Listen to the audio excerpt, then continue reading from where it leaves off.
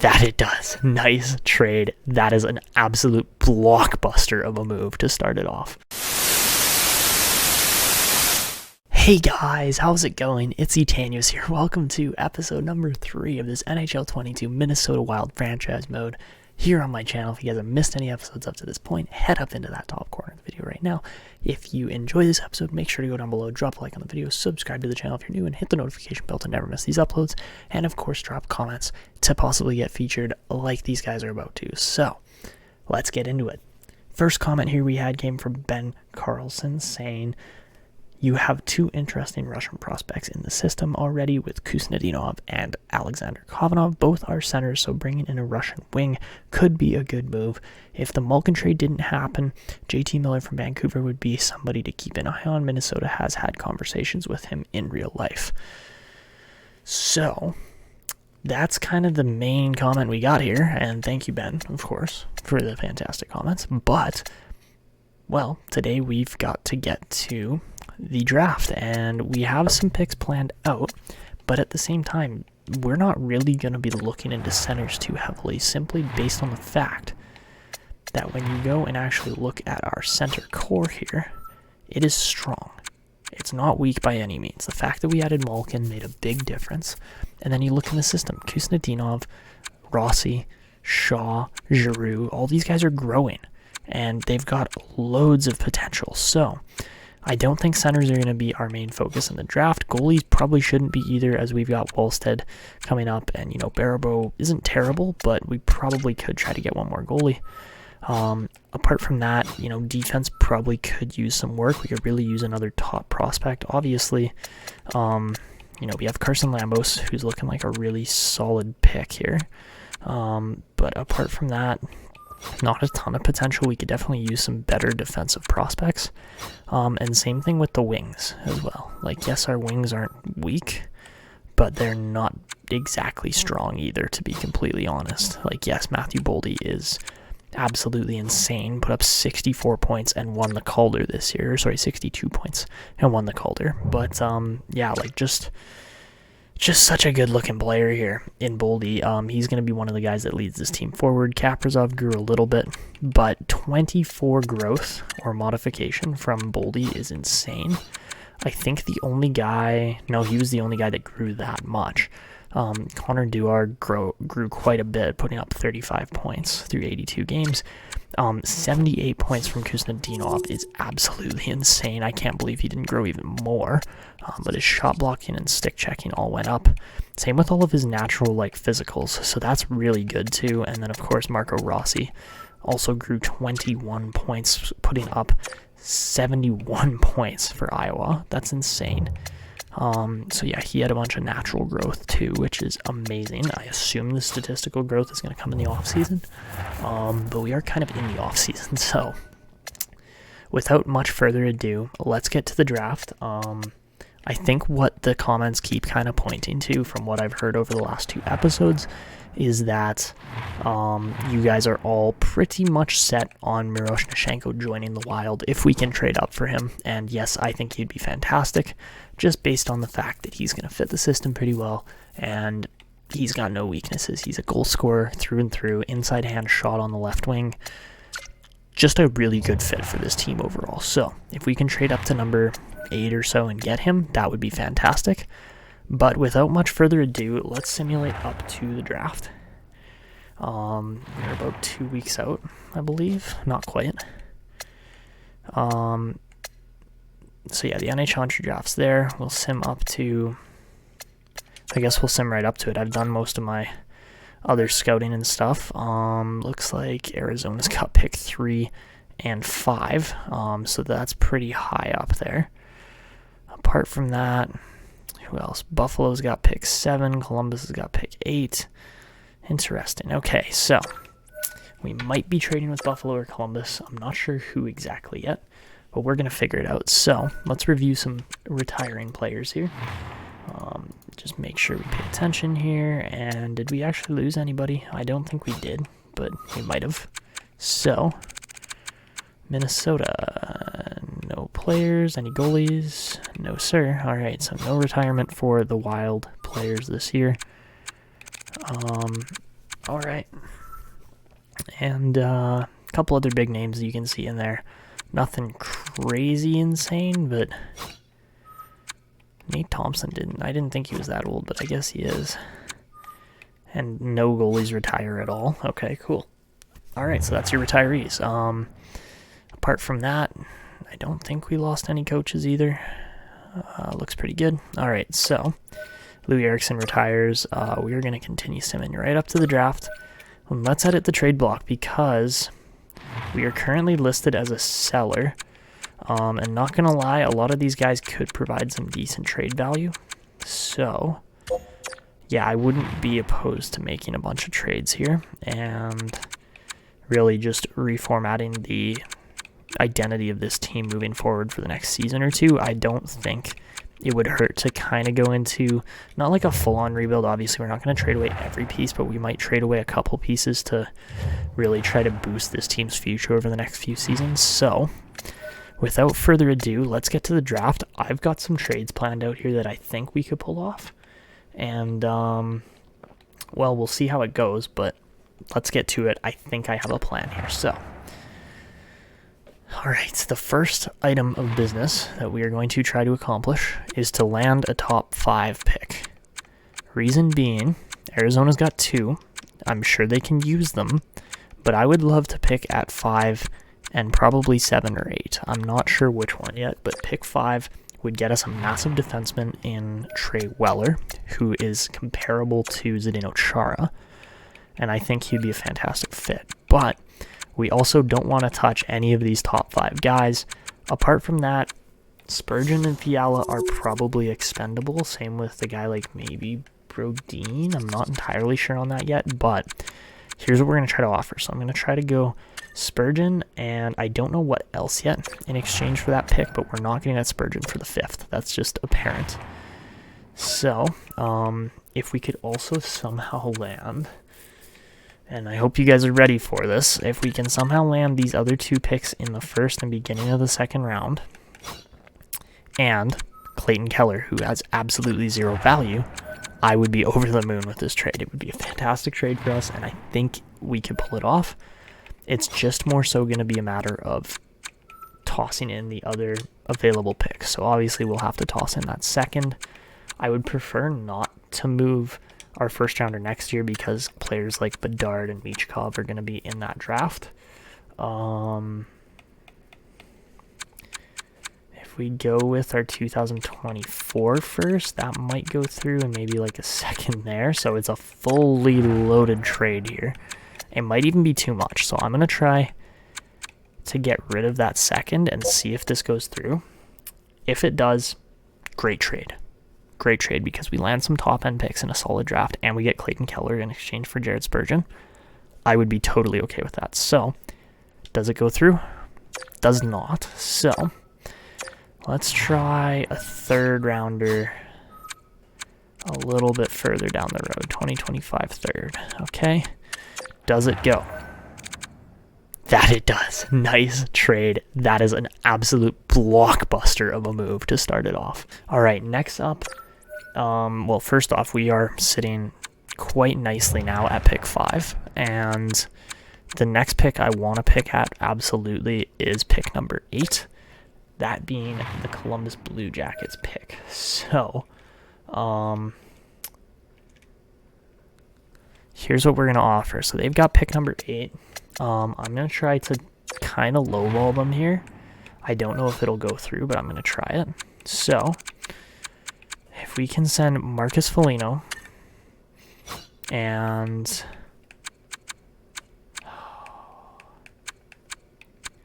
maybe like the 34th overall pick, is that enough? It's not. We are trading for pick number 8. Pittsburgh's got the 1st pick here, so they're going to end up picking up Shane Wright. What about 2024 3rd rounder? Would that go through? It's not going to before Pittsburgh makes their pick. So let's just let the Penguins make their pick. Shane Wright's going to go first. Not really a surprise. He's going to be insanely good there. Yeah, Pittsburgh should be pretty darn happy with that. So let's go back to Columbus. and try to acquire this pick. So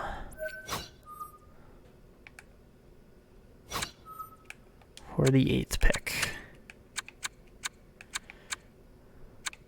odds we could pull the 8th and the 27th,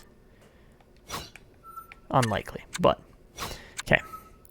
So for the 8th pick, and like, who's their least valued player, because they seem to have a full roster. Let's go with Hoffman, sure.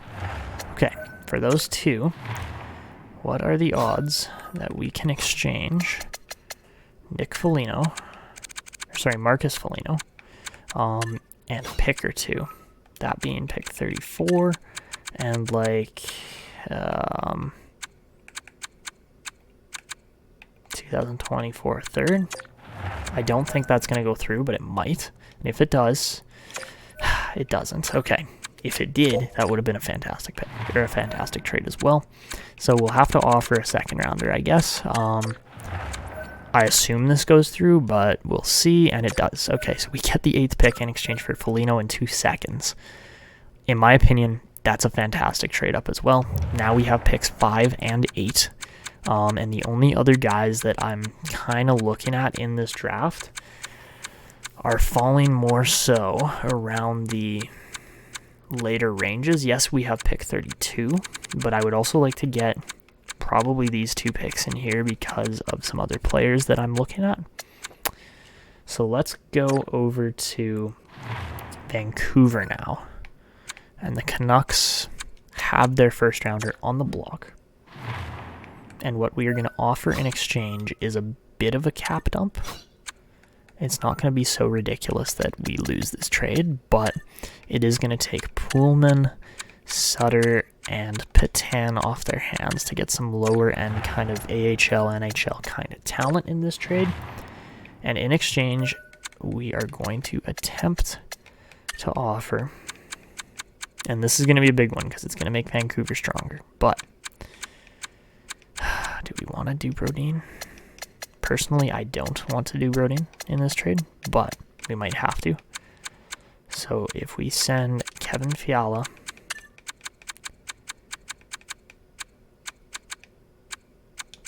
Dmitry Kulikov, and like maybe pick, I don't know if we'll send 143 over or not. Maybe like a first rounder way down the road, like a 2027 second. Is that enough? It might be. Let's try it. Does it go through? It does. Okay. Interesting trade. Definitely interesting. I don't know if it's the best trade we could have made, but it's not bad. All right. At the number 2 pick, the Red Wings pick up Christian Eriksen, who looks like an absolute wrecking ball of a power forward. He's going to be sick. I have no doubt about that. Arizona's up next. But we get pick number, what was it, 15, 16? Yeah, pick 16. Okay, so that's not bad. In exchange there, so that's not bad by any means. Let's try moving back a bit further here to pick 25. We're going to try to trade with Edmonton here. They have some interesting prospects on the board too, so obviously none of their top guys are available. I'm not surprised.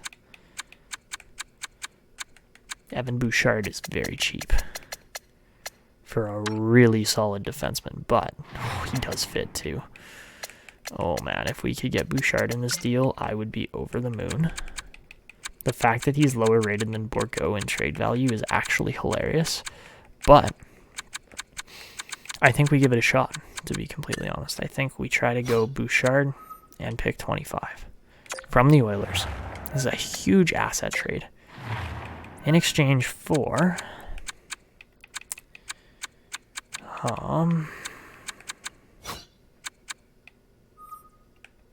they only like our prospects. That's interesting. Okay. What if we send them Matt Zuccarello and like a late first round, or a like far in the future first rounder? like a 2027 first. Okay, well, once we get there, hold on. I didn't select it. What about that? If that goes through, I'm going to laugh so hard at the Oilers, but they might take it. So let's try it. Does it go through? Oh my God, Edmonton, you're so dumb. You are legitimately stupid. Oh my God, we just pulled that off. That was so cheap too. We literally had to offer just about nothing in exchange for that trade. And in exchange, we are getting picks literally exactly where I want them, which is crazy. And along with that, well, I do have one more kind of spot that I want to try and pick at, but it's a little bit further down the draft order. I was looking at players, and one team stuck out to me, and that team being the New York Rangers. Yes, they have a first on the block, but I don't want to pick in the first round with these picks that they have. Instead, I want to try to trade for these 2 seconds. And I don't actually know what they're going to request in exchange, so we're going to try to find the trade for them. We're not going to get it in time. Arizona's got to make their pick first, so do not auto-draft for me, please. Okay, so Arizona takes Stewart 3rd overall as a left wing 2-way forward. That's a bit higher than I thought Stewart was going to go, but he did put up 80 points in 66 games, so he is a pretty nice player. Okay, so let's go to find this trade with the Rangers and see what they are looking for. So the Rangers are looking to trade pick 61 and 62. And in exchange, they don't want anything in return. Cool. Okay, so now we get to freehand a trade here or get creative. So, all right.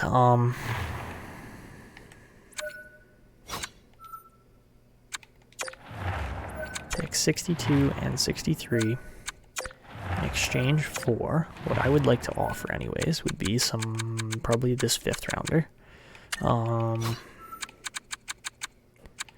5th rounder, a 25 second, and see, I'm obliterating our 2027 draft at the moment, but that's okay, because that's a long ways down the road.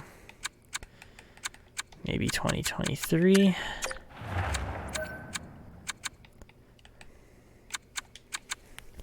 Fifth and a second for 2 seconds. I don't see that going through. I think we'll have to offer a 4th or a 5th in there still, or a 4th or a 3rd, but if it goes through, it doesn't. It makes sense that it doesn't, so that's why I think we have to offer a 3rd, or like maybe a 4th. So try a 4th in 2024. Does it go? That it does. Sweet. All right, so overall we land a ton of picks, which is actually hilarious. Like, I did not think we were going to pull things off that smoothly, but we totally did. The 5th round pick and Clayton Keller is just insane. And never mind the 8th round pick, or 8th overall pick, in exchange for Foligno in 2 seconds. Like, that's... Oh, we just fleeced some teams. There's no doubt in my mind about that. And we gave up a 2024 4th rounder in exchange for 2 second rounders this year, pretty much. Wow, okay, so let's get to picking now, because we have got picks at all of these spots now that I'm going to show you. And we also have Jonas Brodin still available. I thought for sure we were going to have to offer him, but like 1, 2, 3, 4, 5, 6 picks from round 2 to 6, and then 5 picks in round 1. This is insane. Oh my god. We just got 5 firsts. If that's not the definition of a mini rebuild, then I don't know what is. Ooh, and Cooper Reinen goes. Okay, so that's perfect. We had Trey Weller lined up as our next player that we wanted to acquire, or first player that we wanted to acquire. NHL ready, plays like Chara, 6'4", 211. Shutdown ability, size and strength, heavy slap shot. Just needs to utilize his teammates a bit more. I think so. So, Trey Weller, welcome to the Minnesota Wild. 77 overall, medium elite defenseman. He's got shut down. Let's go. Oh, he's going to be nasty. So, Trey Weller, absolutely awesome pick. And then Cooley goes 6th, deservedly so, considering how good he's going to be. And the Kraken get a fantastic young player there. And then Brad Lambert goes to Buffalo. I feel like we've seen that storyline before in the Quebec Nordique franchise mode, but no matter, because Ivan Miroshnichenko is going to be a Minnesota Wild. Oh my god, he's 69 rated. Okay, so nothing ridiculous, but he's fully loaded on superstar abilities and X factors. And, well, he's got a lot of time to grow still, so I'm not expecting him to make the team for at least another season or two. Matt Savoie is 73 rated going to Nashville at pick 9. Slavkovsky's sweet. Kamel is sick. Oh my goodness, man. Look at this draft. Connor Geeky goes at pick 12. McGordy at pick 13. Donald goes there. Interesting. Okay, and then Pittsburgh takes Jirasek. Wow, Jirasek fell that far, hey? That's insane. Okay, next up, I'm not feeling Bystad or Zilkin. I'm looking at Krajicek because he's NHL ready, and that's my only argument for him. So, he's 75 overall. Okay, I was hoping for a closer to an 80, but, you know, you get what you get. And, well, let's go over to pick 25, where we have got a Russian defenseman lined up. And it's not Solomonson, because he is Swedish. So, at pick 25, considering we got Evan Bouchard in the deal with this pick as well, the fact that we're probably going to land... Oh, Tubert looks really good, but I would prefer the defenseman over the winger. The fact that we're going to land Dmitry Morozov... I was hoping he would be elite, honestly, but 68 rated at pick 25. Good skater, great defense. You can't really complain about that. So let's go over to pick 32, see who else was available. Tubert would have been a sweet two-way forward, but we did just get Krajicek too, so I shouldn't be complaining at all. And next up, Minnesota Wild are going to select, slightly off the board, but not really. We are going to select Morgan Moy, who looks fantastic, should be a really good player. And he is he elite? If he's elite, I'm going to lose it. Oh my god, he's only a medium 6. And he's only 65 rated, so lower than I was expecting for a first rounder, but yeah, that could have gone better, honestly. He's not terrible, but we might end up trading him eventually. So yeah, to be fair, he did come through in that Minnesota deal, or Minnesota, that Holmquist was nice, that Arizona deal, sorry.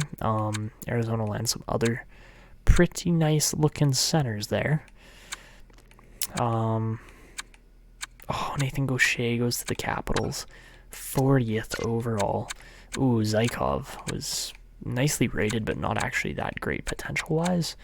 And Tristan Leno falls out of the first round, interestingly enough. So, all right, that's the first and part of the second round for you guys. Now we move down to a pick that I'm hoping is going to turn out well, this being Bryant Sexton, who continually popped up on our radar as a decent-looking defenseman. So, he turns out as a low elite. Beautiful. 63 overall.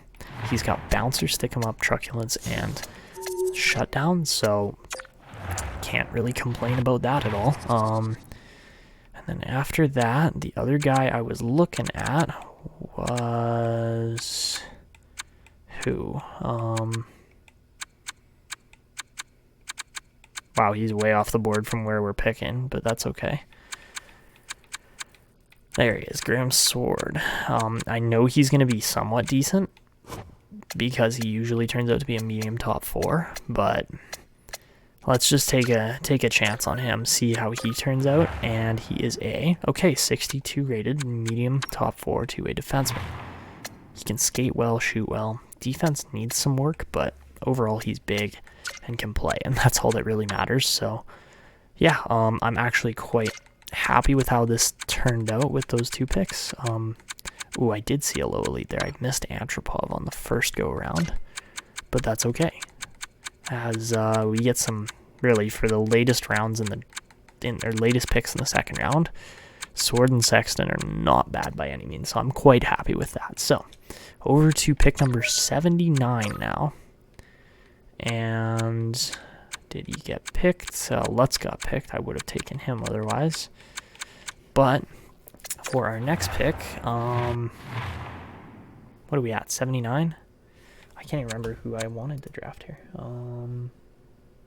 Oh, yes. Okay, so totally forgot who we were drafting for a second, and we have now swung around to goalies.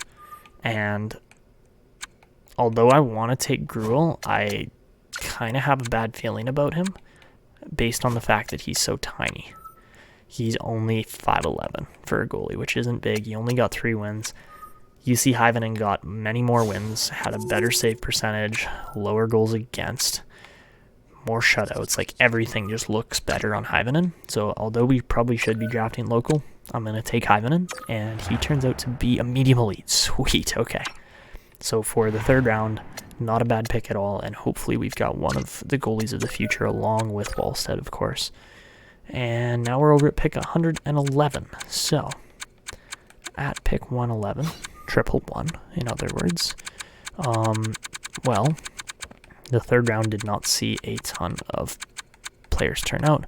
Gruel was a starter, but not an elite. So I think we nailed that pick. And next up, we've got,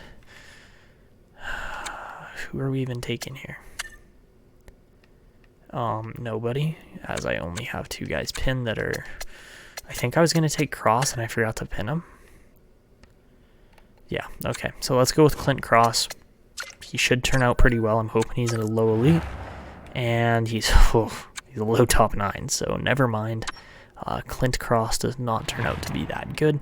Apart from 93 slap shot accuracy and 88 offensive awareness and 85 passing, like, what is that for a player? That's such a strange combination. So over to pick 147, and as you guys saw, I only have 2 players left on my pinned list. Ooh, Rafalski was nice. Wow, okay. I feel like we totally just missed on some other elite goalies and players like that in here that we could have taken over Cross. Did we? Yeah, we did. Kern and Korchinski, or Korchinski, however you say his name. Both would have been better picks, but you win some, you lose some. And honestly, we've been winning a lot with this team already. I'm already happy with this draft regardless, as we landed some hugely successful, highly talented players that could turn out to be really good.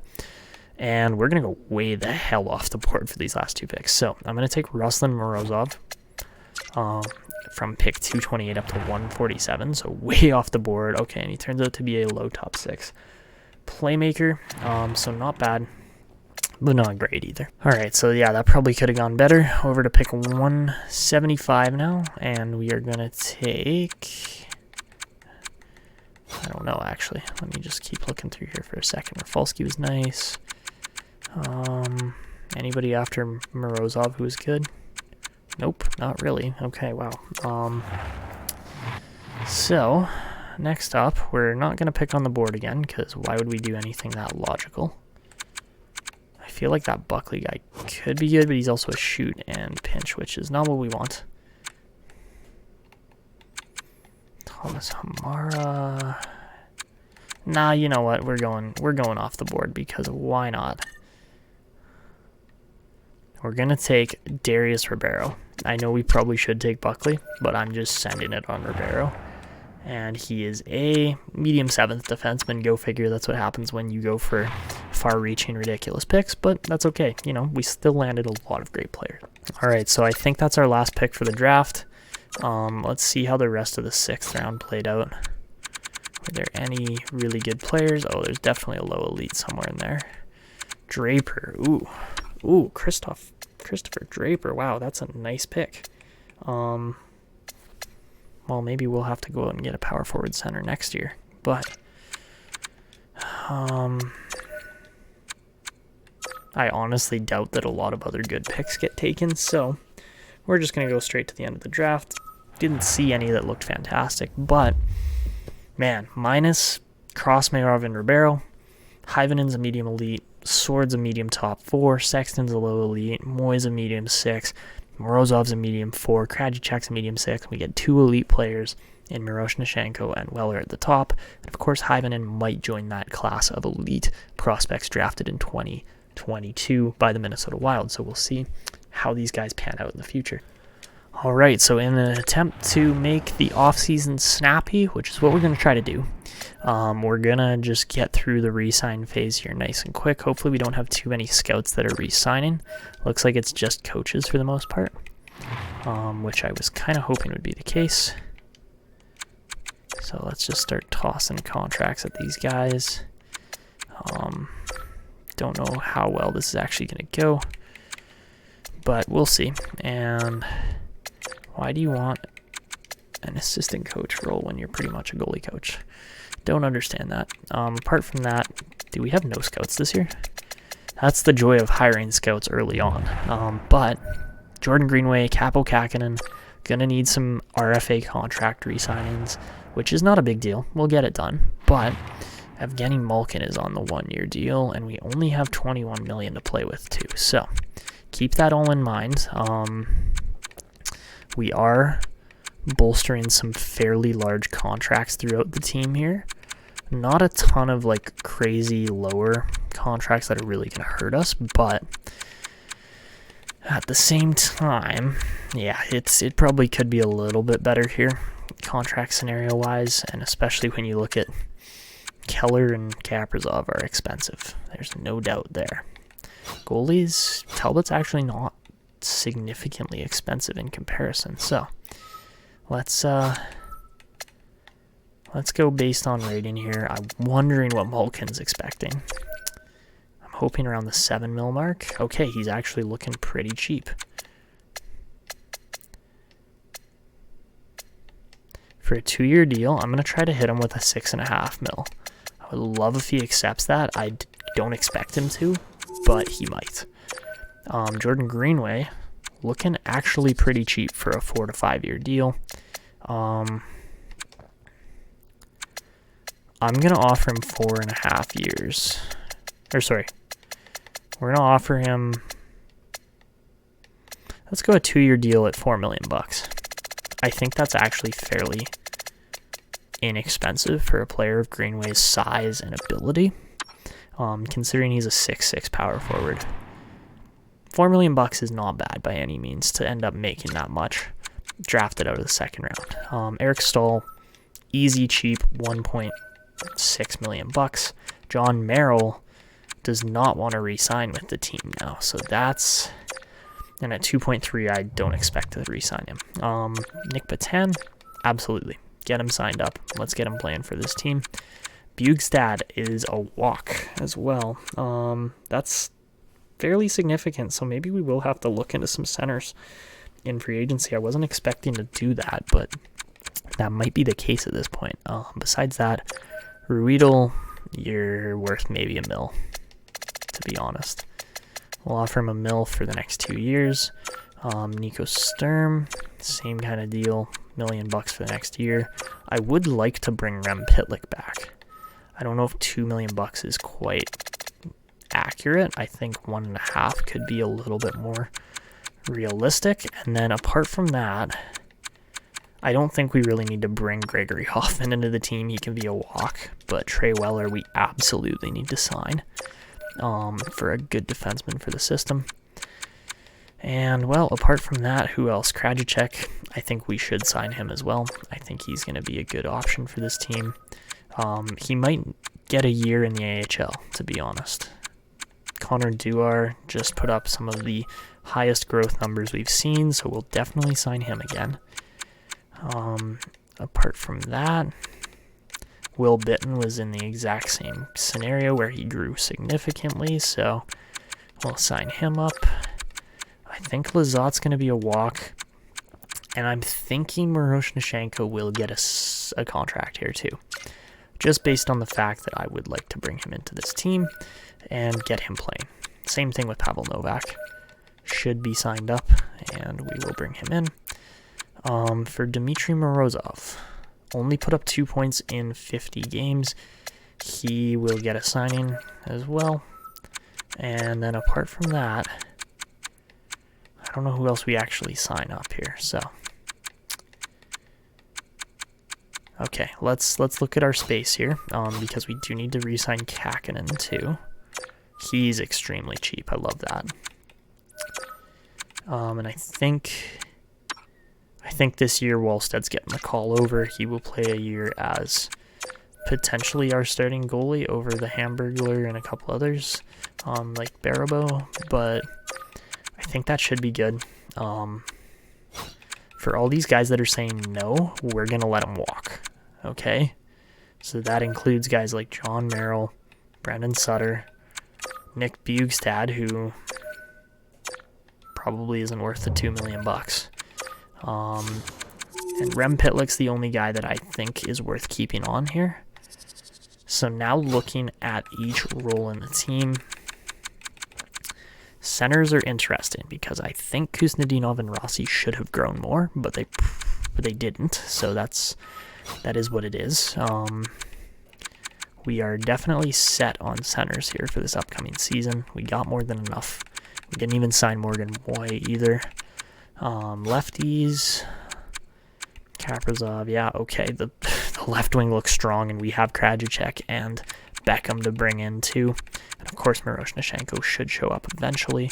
But you got to remember, a lot of these guys are left/right wings. So Keller or Greenway or Kaprizov can all move over, which is fantastic because the right wing looks real damn weak otherwise. So Hoffman, no, we got those guys. Okay. I do want Nick Patan potentially playing in the league. And then for defense, Dumba Brodin is actually really solid, $6 million each. Bouchard and Addison are young, but should do pretty good. And then we got Pullman, Riedel, and Weller. I think our defense is honestly set. I think we're in a good spot there. Weller will probably play a little further up the lineup this year. And apart from that, we got some UFAs up here who might not get contracts because Maramis should play. Zukman's 31, so probably not. Hickett's will play, so that's 2. Lambos is 3. Morozov's 4. Hunt's 5. So maybe we do offer a couple extra contracts. I'm thinking, yeah, probably. Actually, I can't remember. Did Lizotte even fit the team? I can't remember if Lizotte fit or not. So we'll offer Lizotte a deal. We'll offer Jordy Ben a deal. And that should be it. I mean, I guess we can. I don't know if we can offer Zukman, actually. Okay. So I think that's all we're doing here for signings. It's a lot of contracts. Don't get me wrong. It was a lot. But looks like we're not getting a ton of coaches here. Yeesh, okay. Looks like, yeah, we got Miroshnichenko. Sweet. Okay, so Jordy Ben signs, Kakinen signs, Greenway signs. Rem Pitlick rejects, didn't get enough cash. Same with Sturm. Okay, and Malkin. And Ruedel. Okay. Wow, that was a lot of guys. Nick Patan signs, Bitten signs, Duor signs, Barabo signs, Lizotte signs. Stahl rejects. Okay, but Miroshnichenko joins the Iowa Wild. Novak joins, Wallstead joins, Trey Weller joins, Morozov joins, Krajicek joins. Okay, that wasn't too bad, actually. We got a pretty significant amount of players to re-sign there. And Malkin, for 2 years, we can offer him the 6.75. I would love for him to come in at that cheap of a price tag. For Eric Stahl, he didn't want to re-sign. We'll offer him $1.75 million. And then apart from that, I do want all these guys back. Rem Pitlick isn't worth $2 million, unfortunately. As fantastic a storyline as he's had with the Wild, doesn't look like he's very happy though either with the moves we've made. So,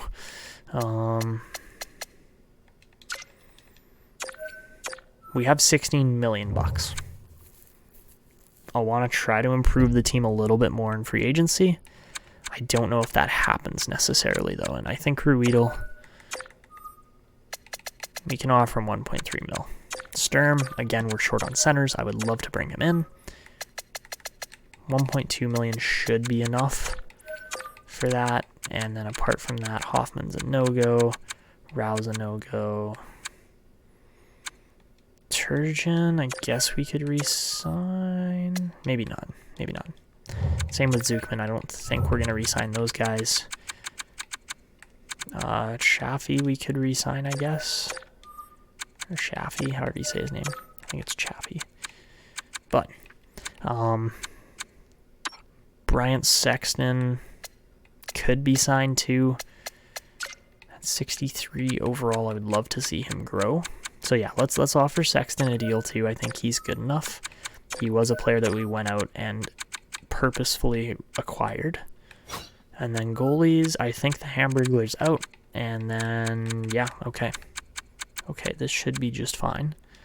Actually, I don't know. I don't know, because Talbot and Kakinen are good. I think we could potentially bring in a better goalie. I don't know if that's going to happen.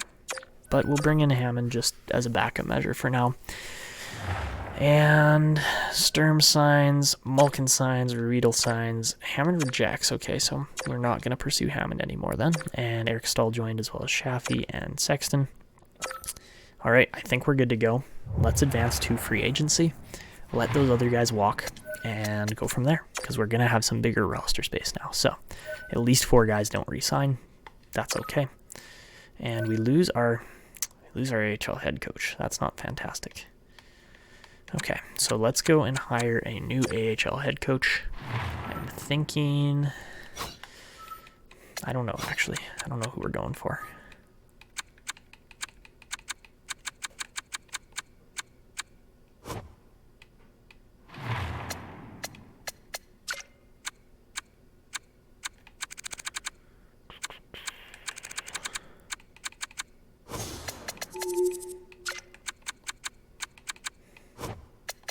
Okay, we'll go for Torsten Lindholm as our new head coach.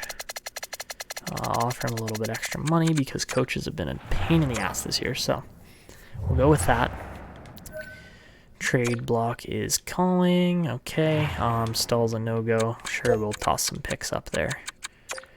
And then apart from that, you know, we just acquired a bunch of these guys. The team's young, but it's got potential, no doubt. So yeah, I'm excited to see what this team shapes up to look like and what they can do heading forward here. But let's see if one of 2 things are available. One is going to be another top 6 forward.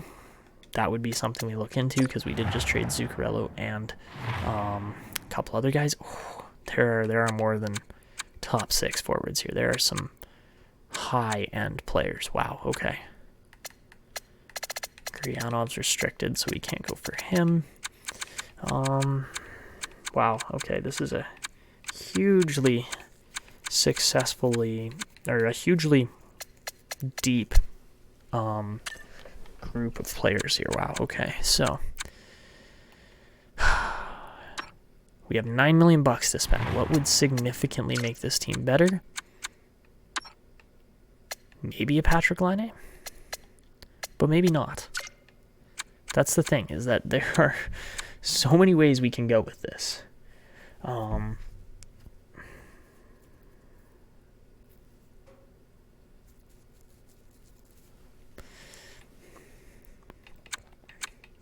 Patrick Laine would without a doubt make this team more dangerous. Wouldn't necessarily make them better, but would make them more dangerous. Absolutely. So these guys are also asking the largest price tags on the market. Are they restricted? Oh, they are. Shoot. Okay, so we can't go for either of those guys. I don't know how I didn't notice that before. It's kind of sad, actually. What about a Goudreau? Fits line 2. Okay. Klingberg. All defensive pairings, but he is a righty as well, and we do have a significant amount of righties on this team already. What about goaltenders? Goaltenders aren't actually that strong this year. I mean, sure, a Darcy Kemper would be cool. Bring a Minnesota goalie back. that could potentially steal the show. That's doable for $5 million bucks. So if we go Kemper at 5, if we're looking for another $4 million piece or so, or maybe $2 million pieces at center, because centers are where we are significantly lacking right now. We could bring Victor Rask back. That wouldn't be terrible. Marcus Johansson also played. We've got a lot of depth here for players that used to play for this team. Like what?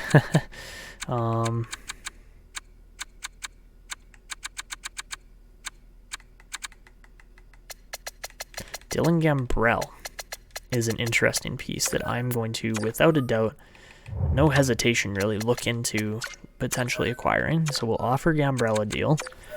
Nice cheap deal, to be completely honest. We will offer, I think, Victor Rask. I think Victor Rask would be a decent signing, but if we could find a guy that plays, maybe even Evan Rodriguez. Let's go with Rodriguez for now. See if that's good enough. I think Rodriguez would be fantastic to acquire. And then we're not paying Kopp $6.8 million. So instead, let's look to Kemper. See if he actually wants to sign here for about $5.5 million. It would be one of the biggest goalie signings we offer in a long time in Minnesota history. So, all right, that's what we're going to do for free agency. We only offer 3 contracts. Do we have enough room is the other question, because I don't know if we necessarily do. And that we do. We definitely have enough room. So, okay. I do like how the team is shaping up. I think it's going to be a little young and a little weak, to be completely honest, overall. But we've got options. We've got flexibility, and we've got youth that's on its way up. So, those are the moves we're going to make. We don't go for any ridiculous signings or stuff like that. No Line, no Kachuk, nobody like that. We do get Torsten Lindholm as the coach, which is perfect because now our system's going to develop the way we want it to. And we get Dylan Gambrell, sweet deal. We get Evan Rodriguez, awesome. The question is, do we get Darcy Kemper? And we do. Beautiful. Okay, so that is a successful offseason in my opinion. Let's sim to the next season, see how the team shapes up. All right, guys, so this is the team that we are rolling with for the upcoming season. Looks pretty solid. Obviously, there are some gaps in the bottom 6, but we've got a guy like Marco Rossi playing this year. He should be interesting. Hopefully, we'll see some actual growth from him being in the NHL. That would make a huge difference if we had another elite center coming up through the system. Apart from that, Clayton Keller is found his spot on the second line with Malkin and Kaprizov. That's possibly our strongest line. We could move Boldy there too, but that doesn't make sense. Chemistry-wise, of course, we have Eriksson, Boldy, and Greenway, who are going to be a phenomenal line as well.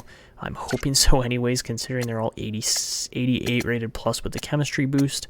But yeah, the bottom 6 has some holes, and same with, well, the defense. The defense only has 3 real top 4 defenders on it. The rest of these guys are still definitely young, probably could use another year of seasoning or so, apart from, of course, Tucker Pullman is just a number 6 defenseman. And the goaltending looks better this year with Kemper and net, but for all we know, it's going to perform worse. That's why we have Talbot scratched there. And then, of course, the special teams, the top-end special teams look really good, but when we move further down, it weakens out a bit. Of course, the 4-man power play could be better, but could be worse as well. The PK looks fantastic. I'm aiming for one of the best PKs in the league, preferably. And 3-man PK looks all right this season, too. So that is the team for the NHL. Moving down to the minors, and unfortunately, this is something I'm going to want to hear your guys' thoughts of in the comments. Miroshnichenko does not fit. That's the only way I can put it. He's a dump cycle energy block player. And that's like a 3rd, 4th line kind of system fit with an offensive coach. So it's unfortunate. Maybe we'll end up making a move to send him in a trade for I don't know, there are other good Russian players coming up here, like Matvei Michkov for this upcoming draft would be an absolute legend to bring in. I would love to bring in a number 1 pick, as Minnesota really has never had a top-end pick like that. Like Marco Rossi is one of the highest picks they've ever had. Miroshnichenko would be at number 8, but I don't know if it's going to pan out, unfortunately. Apart from that, Krajicek should be a nice bottom line fit for where we drafted him. Kuznetsov, I'm super excited about. I think he's going to make the league in no time and be a bit of a force, honestly, considering the numbers he put up last season. 44 goals is insane. So that's the team for the offense. For the defense, it's not looking terrible. Unfortunately, Morozov is probably going to be a player that we look to move through and out of the system eventually, as he is a pinch and shoot, and we are very much playing a pinch and cycle style system, which it's unfortunate. That's like just the way things go sometimes. We're playing Wallstedt as the starter this year at 19 years old. I'd love to get him into the team as soon as possible for the NHL, but Bryant Sexton we drafted looks like he's going to be a beast as well for a defensive defenseman. Pinch and cycle. Really, that's the only thing I got to say about him. I think he's going to be a great fit. And, I mean, we did bring in Evan Bouchard, who is actually an extremely nice fit for this team as well. We will have to adjust the system slightly to play a double pinch and cycle, because right now we're playing more of a balanced cycle, which fits a guy like Brodin nicely, and even a guy like, Matt Dumba. But it should get better over the next year or two here as we advance a little further, hire a new coach, and do things like that, because really the team could use a little bit of extra chemistry, out of all honesty. But it's not bad. So let me know your thoughts in the comments below for should we try to move Morozov and Miroshnichenko in an upcoming video. I would love to hear that. And then let's go and discuss the captaincy, because captaincy has naturally transferred to Matt Dumba. Do I agree with it? Not entirely, but I think even a guy like Brodin, actually, I don't know. That's the thing. Kaprizov and Eriksson Ek have really emerged as leaders on this team too, but I feel like a guy like Brodin could even be wearing an A. So let me know your captaincy picks for 1 captain and 2 assistants in the comments below, and we'll probably choose the most liked comment, to be completely honest. So that's what we're looking at. That's the team. It's not terrible. It's not great. It's kind of in between right now. We're listed as sellers, which I don't entirely agree with. I think we're going to do better than that. But looking at the upcoming draft class, Matvei Michkov is going to be a god. I would love to try and bring him in as a top-end right-wing sniper. He would be simply the best player on our team moving forward if we did manage to pick him up, but there's going to be a lot of talent in this draft too, and I am interested to see how it pans out. But that's where we're going to wrap it up for this one. If you guys did enjoy, make sure to go down below, drop a like on the video, subscribe to the channel if you're new, and hit the notification bell to never miss these uploads. And of course, make sure you drop your comments in that comment section below. I am really excited to hear what you guys have to say about this whole situation. Should we go after Michkov? Should we try to pursue a different tactic, maybe trade for more players, as Bouchard panned out nicely and a couple other guys look like they are going to be studs and keepers for the upcoming near future of the Minnesota Wild. But that's going to be it for me. I hope you guys enjoyed, and until next time.